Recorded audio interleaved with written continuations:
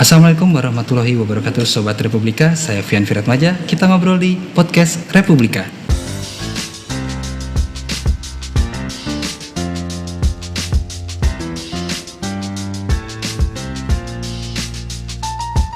Sobat Republika, pandemi COVID-19 berdampak tidak hanya di ibu kota atau kota-kota besar yang ada di Indonesia, tetapi juga berdampak terhadap kota-kota kecil, bahkan di daerah timur pun itu cukup berdampak, terlebih lagi terhadap ketahanan pangan. Nah, saat ini saya sudah bersama dengan Kak Jemima Desiwanma ya? Iya, betul. Atau dipanggil Kak Desi ya? Iya. Selaku File Livelihood Officer dari Ekonusa. Benar. Kak Desi, boleh diceritain gak sih gimana sih kondisi masyarakat di sana saat pandemi ini, terlebih mengenai kondisi ketahanan pangan? Ya baik, saya akan menceritakan keadaan masyarakat di sana pada saat kami melakukan ekspedisi. Ya rata-rata kita semua kena dampak pandemi itu memang terasa sampai di timur. Iya. Di situ kan pemerintah bilang tidak boleh kemana-mana, tinggal di rumah. Iya. Tinggal di rumah. Terus nanti ada kan bantuan-bantuan biasa ke kampung.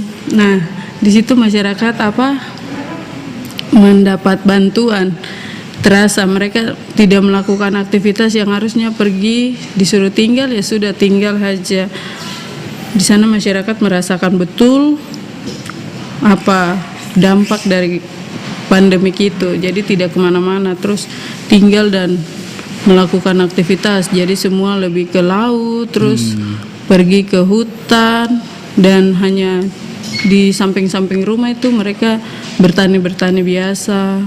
Oke. Kalau awalnya Kak Desi ini ikut gabung ke Ekonusa, ceritanya seperti apa ya Kak?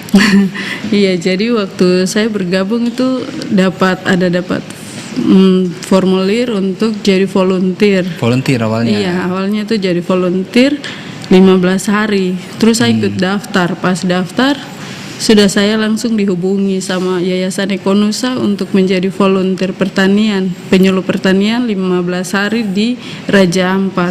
Penyuluh pertanian? Iya, penyuluh pertanian. Sudah langsung saya, karena memang basicnya di pertanian. Okay. Saya rasa ini pas, ini cocok. Sudah langsung saya ikut gabung dengan Yayasan Ekonusa.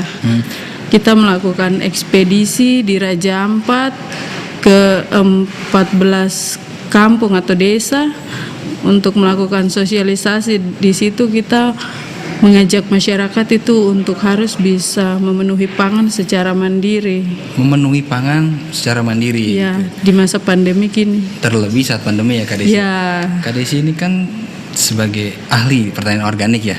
Iya. Terus apa yang Kak Desi lakukan terhadap masyarakat dengan keahlian yang Kak Desi punya ini? Iya, jadi pada saat kita melakukan kegiatan itu dengan keahlian yang saya punya, saya ingin berbagi buat masyarakat.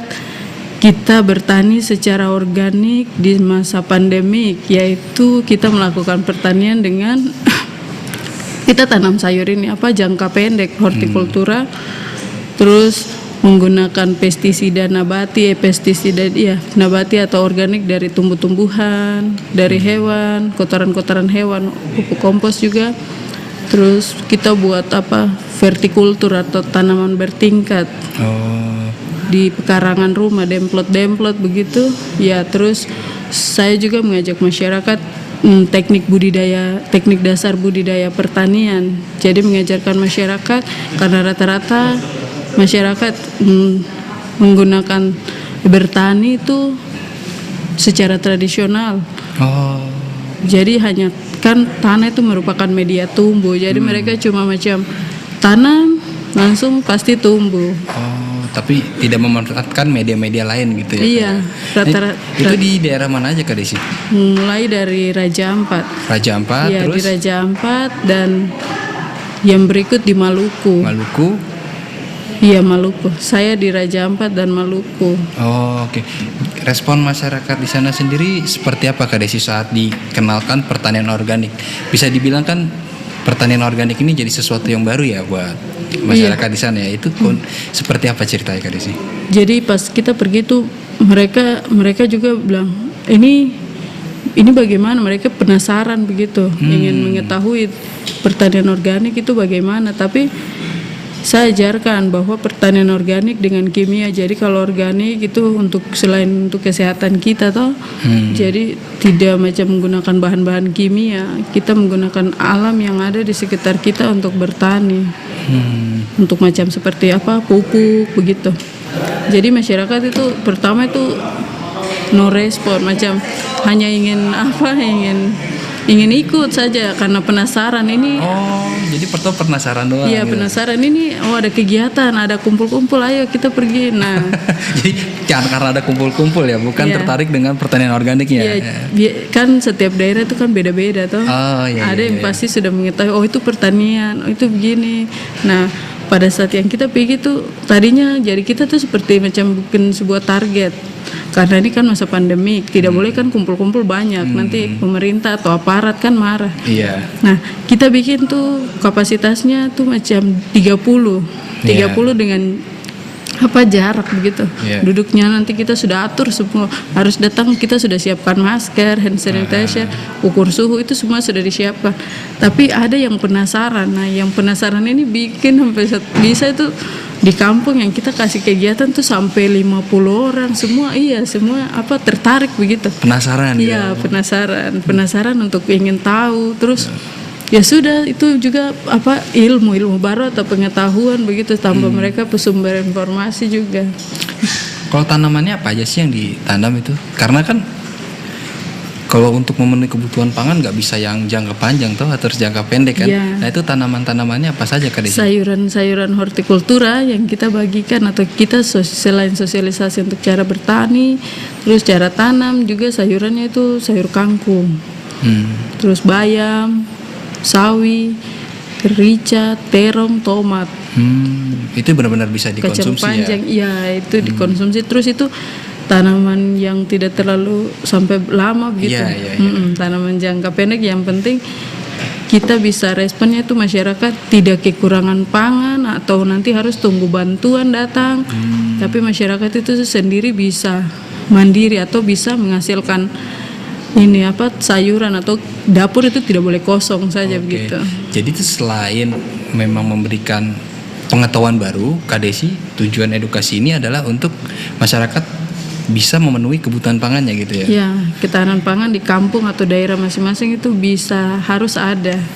Bahan pokok juga kita perhatikan. Jadi saya juga sambil ini kan biasa kan bahan pokok tuh masyarakat rata-rata tunggu beras toh, Iya, karena iya. semua sudah terbiasa makan beras. Jadi beras itu menjadi kebutuhan utama. Nah, kita tekankan lagi selain tanaman hortikultura, tanaman pangan di daerah juga harus ada. Jadi ya itu semua memang sudah disiapkan, semua bertani. Jadi pisang, sagu, kasbi itu semua ada.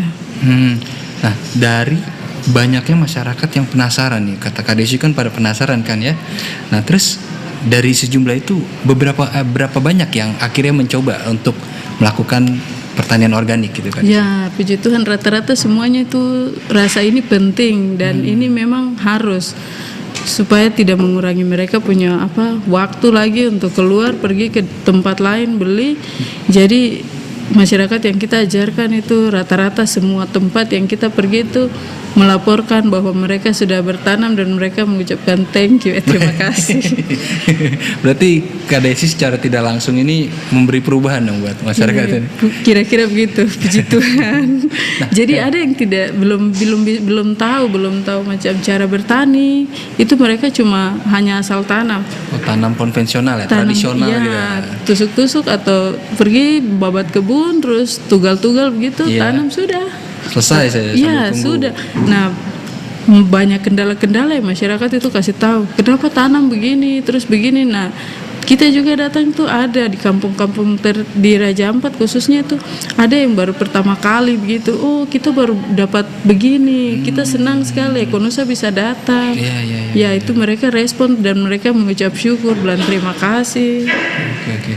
Kan pertanian organik ini kan buat kita tidak dibilang tidak sulit, tidak mudah juga ya. Nah, terus ada kendala nggak sih Kak Desi saat mengedukasi masyarakat ini tentang pertanian organik ini? Ada juga kendala itu masyarakat macam harus mau tuh kita dampingan terus begitu. Kita ditemenin terus ya. Iya, karena waktu yang kita berikan tuh kan cuma satu hari, satu kampung satu hari. Ya, terus. memang kalau macam hanya asal ngomong kan belum tentu ada yang respon macam langsung iya kita terima, ada juga yang belum tentu langsung menerima. Nah mereka kesulitan itu mereka kesulitan itu untuk melanjutkan itu nanti bisa atau tidak. Mereka takut nanti mereka ikut yang kita macam saran pakai harus begini, menggunakan ini media tanam yang baik, terus pakai pupuk pestisida atau nabati ini baik. Tapi ada juga yang langsung berpikir aduh nanti kalau kamu sudah pergi kita bagaimana gitu. Itu kendala tuh mereka macam ada juga yang kurang percaya begitu, macam aduh maunya tuh kita di situ dulu berapa hari begitu, tapi ya karena waktu Iya. Terus ada trik khusus nggak Kak Desi buat menarik masyarakat ini untuk mau mencoba tanam organik, atau ada cara-cara tersendiri dari Kak Desi atau dengan? Jadi saya tuh biasa bagaimana supaya merespon mereka lebih senang tuh, pertama tuh saya ajak mereka kita ngobrol santai begitu kan. Terus supaya tidak tegang juga tuh buat macam permainan dulu. Seperti apa itu Kak Desi? Permainan tuh banyak jadi nanti kita kebetulan supervisi kami kori tuh ajarkan untuk bermain tepuk salut, terus suruh satu maju ke depan cerita mop atau cerita lucu. Iya. Nah di situ langsung masyarakat itu macam merasa senang untuk menyimak. Pertanian organik itu sebenarnya tidak susah. Kita menggunakan apa yang ada di samping. Cuma masyarakatnya itu yang biasa kadang untuk menerima itu masih ragu-ragu. Jadi karena belum ada contohnya gitu kan? Belum ada contoh. Oke. Kan mereka kalau pakai yang kimia itu kan lebih cepat, lebih mudah lah. Iya, lebih mudah. Cari juga gampang, tinggal pergi beli di toko-toko pertanian kan dapat. Seberapa maju sih teman-teman di Maluku ini pertaniannya? Kalau untuk di Maluku itu majunya luar biasa. Luar biasa Kak Desi. Seperti apa? Pertaniannya itu mereka sudah mulai sampai sudah menjadi sentral pangan. Sentral pangan. Iya, untuk ketahanan pangan tuh sudah bisa menjadi contoh untuk kampung lain. Terus mereka juga sudah bawa keluar. Memang kendala itu satu pasar. Iya pasar. Kenapa itu Kak Desi? Pasar karena mereka punya hasil banyak. Iya. Terus harus jual hanya ke satu tempat saja. Jadi dari sekian banyak petani ini pasarnya cuma satu gitu? Ya pasar cuma satu. Jadi numpuk deh? Ya numpuk, makanya sayur tuh murah 10.000 3. Waduh. Dengan ikatan yang besar-besar. Tapi itu mengurangi minat masyarakat gak untuk berkebun? Tidak, karena itu sudah jadi kebiasaan mereka tetap bertani, jadi mereka lakukan itu terus. Terus begitu dengan ikan ya? Begitu dengan ikan, ikan tuh luar biasa. Jadi hasil kalau kita melihat pesisir yang kita pergi kunjungi semua mulai dari Raja Ampat sampai di Maluku tuh potensi itu luar biasa semua. Mulai dari laut, darat. Jadi di laut itu ikan ini biasa kan sering ikan dikasih garam, ikan garam. Ikan garam, ikan asar, ini sampai banyak-banyak model yang mereka bikin. Ya saya juga bilang ini apa? Ini apa nih? Ini apa? Karena mereka ambil daging ikannya isi di botol, terus katanya itu jual. Ya sudah, saya cuma bilang oh begini, karena yang ikan garam kan sudah sering kita lihat. Iya. Itu tradisi masyarakat, jadi karena ikan kelebihan, jadi mereka inovasi sendiri. Tapi dengan perbedaan ini jadi kesulitan gak sih buat Kak Desi? Keterbatasan internet, Raja Ampat, jadi kesulitan gak sih buat Kak Desi dalam melakukan sosialisasi dan penyuluhan ini?